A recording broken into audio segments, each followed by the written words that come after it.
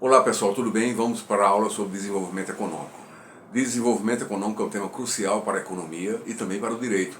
O direito tem um real interesse na ideia de desenvolvimento econômico justamente a partir do instante que o Estado passa a ser intervencionista no processo econômico, onde nasce a dimensão do Estado social.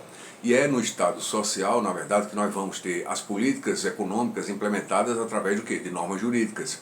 E buscar o desenvolvimento econômico é algo que é sempre dependente de alguma forma do Estado, a partir justamente desse processo de intervenção, mas considerando-se todo o jogo do mercado, sem ofuscar a possibilidade do mercado criar condições também de estabelecer uma espécie de desenvolvimento.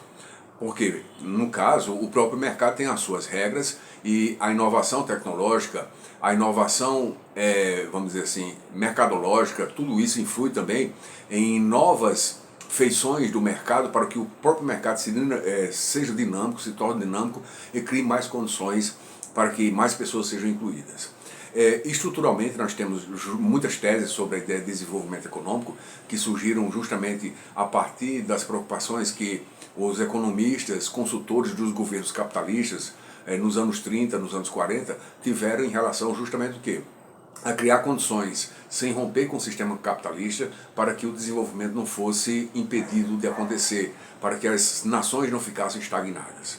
Além disso tudo também, o mundo de alguma forma, vamos dizer assim, era estruturalmente discrepante entre as chamadas nações desenvolvidas, né, as nações subdesenvolvidas. É tanto que em determinada época, alguns economistas até classificaram e compartimentaram o mundo em terceiro mundo, que eram os países subdesenvolvidos, o segundo mundo, que era assim, os denominados países socialistas ou comunistas, e o primeiro mundo, que eram os países desenvolvidos dentro da matriz capitalista, dentro do modo de produção capitalista, que seriam os Estados Unidos, né, a Europa e o Japão. Mas a questão é que, com a evolução dessas políticas de tentar implementar justamente o que uma espécie de maior distribuição de renda até no mundo mesmo, foi criado o Fundo Monetário Internacional para fazer com que países pobres tivessem acesso a empréstimo e pudessem de alguma forma regularizar sua economia interna para promover o desenvolvimento, né? Diminuir a pobreza, porque fazendo uma analogia nós podemos dizer que a pobreza interna no país é ruim, certo? E a pobreza entre países, face a países ricos, também é ruim para os países ricos e para o desenvolvimento geral, e isso é uma questão humanitária. O desenvolvimento econômico é sim uma questão humanitária e deve-se passar justamente por políticas que sejam políticas internacionais de desenvolvimento. O Fundo Monetário Internacional foi criado justamente para quê? Para formar como se fosse uma espécie de banco de fomento a essas economias que eram economias consideradas subdesenvolvidas ou aquelas economias que já tinham ultrapassado uma escala e tinham passado a ser uma economia em desenvolvimento, para que eles pudessem alcançar patamares maiores de desenvolvimento, não necessariamente chegar ao ponto de se tornar uma nação superpotência econômica de uma hora para outra, porque isso depende de fatores outros, até da própria história da economia de cada país, na verdade. Nós temos que verificar que cada país tem sua história, tem seu processo econômico, pautado justamente em um tipo de economia, às vezes a economia é mais diversificada, outras vezes não é tão diversificada assim. Então, tudo isso é levado em consideração. Alguns países trabalham mais com commodities, como o Brasil, por exemplo, outros países trabalham mais tem mais riquezas dentro da mineração e assim por diante. São raros os países que têm uma economia muito diversificada, em que tem uma industrialização de ponta, em que tenha justamente uma agricultura de ponta, certo? Um setor de serviços vinculado especialmente nos dias de hoje, que é muito importante, a tecnologia da informação. Então, são raros os países que têm isso. Mas, de todo modo, a matriz do desenvolvimento econômico tomou em consideração essas preocupações. Por quê? Porque, na realidade, quando o capitalismo entrou em crise nos anos 30, né, e houve a preocupação de economistas, consultores de governos capitalistas, né, democráticos, viram que a forma de planejamento econômico que estava acontecendo na Rússia era uma forma de planejamento que de alguma forma estava dando resultados. Então eles viram que de uma maneira ou de outra, mesmo que não se passasse para uma economia completamente socialista, mas que um planejamento econômico fosse implementado pelos estados capitalistas, de modo a influir no processo econômico, a fazer planejamentos, a obter os resultados na parte que cabia ao Estado intervir. sem, obviamente, obscurecer completamente ou anular as forças de mercado, porque a intenção não era essa do acordo de Bretton Woods, da fundação do Fundo Monetário Internacional, do Banco de Desenvolvimento, o chamado Banco Mundial, que é um banco que inclusive surgiu para fomentar o desenvolvimento econômico das nações pobres. Então o interesse era justamente o quê? Evitar que esses grupos ideológicos, políticos, influenciassem em países que eram pobres e fizessem processos revolucionários que atingissem o cerne político da estrutura de cada Estado e ameaçassem outros Estados como Estados democráticos. Transformar Estados pobres em ditaduras socialistas, por exemplo, é o temor de alguns economistas do continente europeu, da Inglaterra e também dos Estados Unidos naquela época. Então eles viam dessa forma. E o que eu estou abordando aqui, inclusive, não é a defesa específica dessa postura política. Eu estou narrando o que aconteceu na história. Então existia um temor, sim, e essa é uma questão de ordem ideológica e política, e existia a necessidade real e prática de salvar as economias capitalistas que estavam em crise. Porque se notou, inclusive, que os países não tinham condições de serem isentos completamente, de se distanciarem o quanto possível do processo econômico. Tinham que, de alguma forma, intervir. Daí surgiram, inclusive, as ideias proeminentes, que ele foi protagonista em todo esse processo, foi o John Maynard Keynes. John Maynard Keynes, que é inglês, né, foi um grande economista que contribuiu muito para criar as condições, vamos dizer assim, até teóricas para serem implementadas na prática todo esse processo de remodelagem do papel do Estado na economia. Isso foi de fundamental importância? Com certeza, foi de fundamental importância. Existem muitos economistas que até hoje seguem a tradição keynesiana, né, de John Maynard Keynes. E Keynes, na verdade, criou uma escola, inclusive, claro que com algumas diferenças, com algumas nuances, criou uma escola que pode se chamar uma escola keynesiana, né, que trata justamente do quê? Trata de uma economia que possa ser dirigida pelo Estado. Alguns países foram, assim, mais radicais no uso das teorias de Keynes, de intervenção no domínio econômico, do Estado ser dirigista, do Estado promover o próprio desenvolvimento também, do Estado ser um Estado empresarial, empreendedor. Sim, outros países menos. Isso depende da realidade de cada país e também das decisões políticas que cada um tinha. Então, é evidente que, na realidade, houve muita disputa até entre os próprios keynesianos, onde deveria ser desenvolvida a economia que sofresse mais intervenção e onde pudesse haver justamente o quê? Intervenções apenas pontuais. O Brasil, por exemplo, ele assumiu uma postura que é uma postura com todas as mudanças e algumas proposições diferenciadas, mas de alguma forma um país com forte intervenção do Estado no domínio econômico. É um país que em determinado momento histórico influiu decisivamente na criação de infraestrutura e, claro, criou uma base que acabou inflando o Estado de alguma forma, mas que não houve reformulação dada as mudanças e condições que eram exigidas do Estado. Em determinado momento histórico era exigido que o Estado pudesse e assumisse o papel protagonista de criar, por exemplo, infraestrutura no setor de geração de energia, porque o aporte de recursos vindo do setor privado era insuficiente para criar hidrelétricas, por exemplo. Então, na realidade, foi necessário que o Estado implementasse esse tipo de infraestrutura. Né? Então, mas era um momento histórico. Isso não quer dizer que o Estado hoje tem que fazer isso. O Estado hoje não tem que fazer, por exemplo, pelo menos se entende em alguns economistas, não tem que fazer grandes empreendimentos econômicos que poderiam, na verdade, ser feitos pelo setor privado, através de um processo licitatório, uma contratação com o setor privado, e houvesse justamente o implemento dessa atividade. Mas, de um modo ou de outro, nós podemos que no Brasil seguiu-se uma tradição de intervencionismo, em uns momentos mais acentuado, em outros momentos mais ameno, né, ao ponto de que nós tivemos aqui, historicamente, né, até mesmo em governos ditatoriais, mesmo assim, a feição de um Estado intervencionista. Mas e o desenvolvimento econômico? O desenvolvimento econômico é diferente do que se chama de crescimento econômico. Crescimento é mais quantitativo, ele está mais ligado justamente ao volume de recursos, ao volume da economia, o que é produzido em termos de bens e serviços em uma determinada economia. O crescimento tem muito a ver com o PIB, que é o Produto Interno Bruto, que é o conjunto somatório de toda a produção de bens e serviços de um país em determinado período de tempo. Mas o desenvolvimento econômico, ele não requer apenas o crescimento. O crescimento é necessário, é importante, mas o desenvolvimento ele é qualitativo. Há desenvolvimento quando há, por exemplo, a maior distribuição de renda entre as pessoas. A renda per capita é mais favorável, há menor desigualdade socioeconômica entre as classes sociais, mesmo que haja diferença de classe, mas que a desigualdade não seja tão acentuada, tão gritante. Então, um país desenvolvido, na verdade, fez o melhor em termos políticos e econômicos para a sua população, em grande parte, ou quase totalidade, dependendo da dimensão do país. Por quê? Porque criou políticas que institucionalmente favorecem as pessoas de um modo geral, inclusive permitindo-lhes o quê?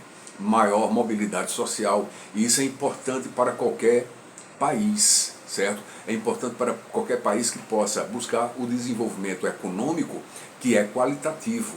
Por isso que, se o crescimento tem mais a ver com o PIB, o desenvolvimento tem mais a ver com o quê? Com o IDH, que é o Índice de Desenvolvimento Humano. Então, mesmo que o país, como o Brasil, ostente um crescimento econômico do PIB e seja uma das maiores economias do planeta, isso não significa que o Brasil tem melhor IDH, maior desenvolvimento, para tornar, inclusive, as diferenças entre classes não tão gritantes, a desigualdade não tão acentuada como nós temos no Brasil. E entendemos, inclusive, que para explicar essas situações, vamos dizer assim, as discrepâncias e disparidades entre países desenvolvidos e países subdesenvolvidos, ou países em desenvolvimento, ou países que estão, vamos dizer, num processo até de mudança econômica muito mais forte, como os países do BRICS, né? Índia, China, Brasil, nós podemos dizer que muitas teorias foram formuladas justamente para, de alguma forma, demonstrar por que existia estruturalmente uma diferença de desenvolvimento econômico. Para alguns latino-americanos existia uma diferença estrutural, né? Entre eles o Celso Furtado, que é economista paraibano de projeção internacional, outros economistas, né, e sociólogos também criaram a chamada teoria da dependência, que surgiu justamente para substituir a nomenclatura da chamada divisão entre países desenvolvidos e países subdesenvolvidos. A questão é que, historicamente, os países desenvolvidos criaram, segundo essa perspectiva teórica, criaram uma situação em que os subdesenvolvidos, na verdade, têm dependência. Dependência de know-how tecnológico, industrial, de pesquisa tecnológica, de conhecimento, de industrialização, e assim manteve-se estruturalmente essa relação de dependência do terceiro mundo, ou dos países subdesenvolvidos, em relação aos países desenvolvidos. Então, aí a questão é que isso é uma perspectiva teórica por parte de alguns latino-americanos, que tentaram justamente o quê? Às vezes até com inspiração marxista, tentar demonstrar que as reformas políticas internas, especialmente em países latino-americanos, seriam de fundamental importância para o quê? Para promover o desenvolvimento econômico. E, claro, romper gradativamente com essa dependência, né, dos países desenvolvidos. Então, mas aí, na verdade, nós temos que entender que cada país, na verdade, ostenta uma situação econômica muito peculiar. Nem tudo que está em bloco de países em desenvolvimento ou subdesenvolvido, como assim se diz, ou, de acordo com a teoria, na dependência, é necessariamente, vamos dizer assim, um país que são países iguais a todos no processo econômico. Não, porque historicamente, inclusive na América Latina, nós tivemos países que tiveram riqueza projetada a nível internacional, que eram considerados países ricos e prósperos. No caso da Argentina, até início do século XX, né, por conta da sua produção agrícola, das commodities que vendia para o mundo, e isso enriqueceu a própria Argentina. Né? A Argentina, inclusive, foi proeminente no investimento em educação, né, no ensino universitário, e, claro, obviamente, na formação de grandes vultos da ciência, da literatura, etc. E era um país que era referência na América Latina. Mas por que parou? Justamente por conta de uma tomada de posição política, por conta de políticos populistas. Né? Por isso que, institucionalmente, né, nós temos que ver essa perspectiva, que é de fundamental importância. Por quê? Porque, seguindo mais ou menos as ideias daqueles autores do livro Por que as Nações Fracassam, que eles, de alguma forma, podem ser considerados institucionalistas, já há muito tempo já existiam economistas como Douglas North, que inclusive polemizou com Celso Furtado, que é considerado institucionalista ou defensor da economia institucional. O que é que significa isso? Que os países, de um modo geral, eles devem ter instituições fortes para garantir segurança jurídica, para que a própria economia se desenvolva. Países que não têm instituições fortes, confiáveis, estáveis, são países que não vão ter um desenvolvimento econômico, porque ora vai estar dependente do mercado ou do mercado internacional através dessas nações desenvolvidas, e ora vai ter intervenção constante de modo a justamente o quê? Atrapalhar o próprio desenvolvimento, certo? Isso vindo do próprio Estado. Porque mesmo que se tenha criado um fundo internacional, que é o FMI, um fundo monetário para socorrer as nações, para dar empréstimo às nações, para que haja desenvolvimento, internamente os países que recebiam empréstimo, às vezes, na verdade, davam calote, não cumpriam as obrigações de pagar os empréstimos, né? Por quê? Porque às vezes tinha muita corrupção, desvio de dinheiro.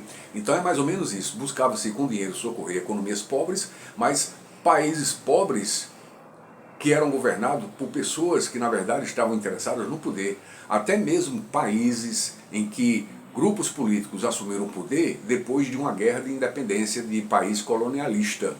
Mas não era só a independência que eles queriam, era a independência e o exercício do poder. É tanto que muitos países do chamado mundo subdesenvolvido, do terceiro mundo, se tornaram ditaduras nos anos 60, nos anos 70, e claro, muitas vezes também com participação de países desenvolvidos, sim, mas cada caso é um caso, e nos casos específicos da América Latina tinha uma questão política histórica. Por quê? Porque havia preocupação dos norte-americanos também com o avanço da presença da União Soviética aqui na América Latina, especialmente nos anos 60, a partir da Revolução Cubana. Por quê? Porque estávamos ali no âmbito da Guerra Fria. Então não é só um fator apenas, são muitos fatores, mas que evidentemente e empiricamente é comprovado que houve muito desvio de recursos, houve calote, a Argentina já deu calote ao FMI, o Brasil no governo Sarney deu calote no FMI. Então nós temos toda uma complexidade, porque complexidade não significa complicação, né? Complexidade quer dizer que as coisas não são simples de explicar apenas através de um fator, são um conjunto de fatores que de alguma forma influíram para que uma nação não seja uma nação desenvolvida. Mas o que dizer, por exemplo, de alguns casos em que houve desenvolvimento em poucas décadas? É uma decisão política. É uma decisão política, como aconteceu em Singapura, como aconteceu na Coreia do Sul. Países que eram pobres até os anos 50 e Singapura até os anos 60 aproximadamente, se tornaram em poucas décadas países ricos. Também tem um controle político, um controle, vamos dizer assim, não é o controle populacional de vigilância apenas, mas o controle em relação, por exemplo, à criminalidade, à organização das instituições, o respeito ao direito, à confiabilidade na segurança jurídica e, claro, nas relações econômicas. Tudo isso vai influir. Então você não pode colocar os países todos em bloco, porque até mesmo na América Latina nós temos disparidades enormes. Nós temos o Uruguai, que é um país que tem boa qualidade de vida. Nós temos uma Argentina que está saindo de uma crise, um país que foi próspero.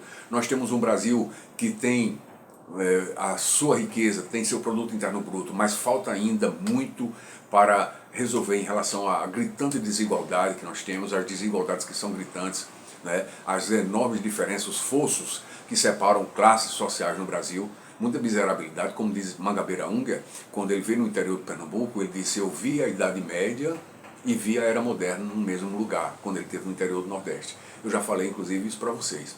A questão é que, na realidade, nós temos que considerar as peculiaridades de cada país. Quando você chega na América Central, você tem uma realidade sociopolítica bem diferente. Aí, mas tem algumas exceções, tem países que prosperaram dentro da América Central, né? Então, na realidade, na Ásia também é uma realidade parecida. Você tem países que são atrasados, mas vizinhos tem países que são desenvolvidos. Então não existe uma política uniforme. Os países que dizem que os estruturalistas, né, que eram justamente Celso Furtado, Enzo Faleto, né, que defenderam a teoria da dependência, então os países que são os países que geraram independência, os países mais ricos, não necessariamente criaram políticas uniformes para, vamos dizer, tentar equiparar todos os países. Às vezes as políticas eram diferenciadas. A questão é que cada país que podia ser beneficiado por países ricos, né, através dos bancos de desenvolvimento do Banco Mundial, do próprio FMI, na verdade criaram políticas diferenciadas para cada região, claro, levando em consideração as peculiaridades. Agora, o que chama a atenção é que nenhum desses países, ou na maior parte deles, na verdade correspondeu ao que era exigido, né? Porque aí não se cria uma dependência, não se cria uma exigência. A questão é se você recebe o crédito, alguém que passou o crédito, no caso uma organização internacional, certo? Composta por membros de muitos países e no caso,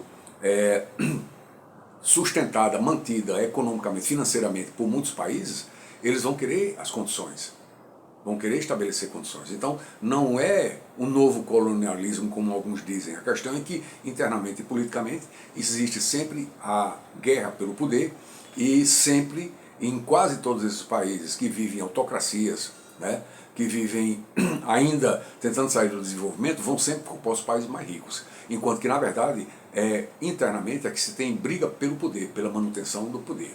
Esse é um problema sério. Um outro ponto que eu quero abordar aqui para vocês, porque a aula vai ser um pouco mais curta, por conta de que ela é assíncrona, e pela modalidade assíncrona, as aulas têm que ser um pouco mais curtas. Mas, em essência, a ideia de desenvolvimento já está sendo abordada aqui. A questão pontual é que muitos acusavam os países desenvolvidos de criar legislações como a legislação ambiental, ou criar, vamos dizer assim, convenções internacionais sobre direito ambiental para forçar países que estavam em desenvolvimento a não desmatarem para crescer, né? Porque a Europa já tem feito isso, os Estados Unidos já tinham feito isso, já tinham agredido muito o meio ambiente e, claro, estavam muito desenvolvidos, né? Isso é uma tese. E para que países que pudessem, por exemplo, produzir mais e para isso tivessem que sacrificar florestas, desmatar, etc., melhor que se respeitasse justamente o que a ecologia e de alguma forma se mantivesse estagnados, né? Mas são teses que não têm fundamento empírico, porque inclusive tem países que não necessariamente passaram por esse processo, produzem outra coisa e, claro, de alguma forma se desenvolveram. Mas é uma questão importante, por quê? Porque hoje não se pode falar em desenvolvimento se não for desenvolvimento sustentável. E o desenvolvimento sustentável, calcado na sustentabilidade, ele forçosamente leva à consideração de que todo o desenvolvimento econômico, né, não só na perspectiva das teorias anteriores, que algumas possam ser até mais acertadas, mas considerando assim as ideias contemporâneas, todo desenvolvimento hoje tem que contemplar o respeito à ecologia, ao equilíbrio ecológico. Então, o direito ambiental é pauta internacional. As preocupações com o quê? Com aspectos climáticos, com a política climática, né? Política de desmatamento é uma preocupação internacional. Por quê? Porque todo o desenvolvimento dos países da Terra, de alguma forma, tem que estar em harmonia com a defesa do meio ambiente. Se não for assim, não há verdadeiramente desenvolvimento econômico na perspectiva atual. O desenvolvimento econômico não é pura e intrinsecamente econômico, não é apenas gerar riqueza para distribuir melhor essa riqueza e gerar melhor qualidade de vida. A melhor qualidade de vida tem que estar agregada de alguma forma à preservação do meio ambiente. Essa perspectiva atual, que inclusive eu trago vocês para essa reflexão, que é uma reflexão de suma importância, que vocês têm que levar em consideração. Não é apenas uma retórica, não é apenas uma abstração teórica à defesa da ecologia, é uma necessidade premente para a defesa da própria humanidade. Porque não há como ter desenvolvimento se nós não tivermos qualidade de vida. Uma coisa está intrinsecamente ligada à outra. Desenvolvimento é desenvolvimento para melhor qualidade de vida. Não é só comprar bens de primeira necessidade ou bens suntuosos, bens de luxo, ter, vamos dizer assim, a melhor moradia, ter os melhores automóveis, etc, etc. Né? Não. Possa-se ter conforto, mas um conforto dentro de vamos dizer assim, de um ambiente ecologicamente equilibrado, né? E o meio ambiente, na verdade, merece a sua defesa justamente para que seja meio ambiente ecologicamente equilibrado, respeitando a sustentabilidade para que nós tenhamos um desenvolvimento econômico sustentável. Essa é, vamos dizer assim, a premissa que nós temos que considerar para construir o mundo daqui por diante. Então, desenvolvimento, distribuição de renda, maior inclusão das pessoas e respeito à ecologia, respeito à natureza, respeito ao meio ambiente ecologicamente equilibrado.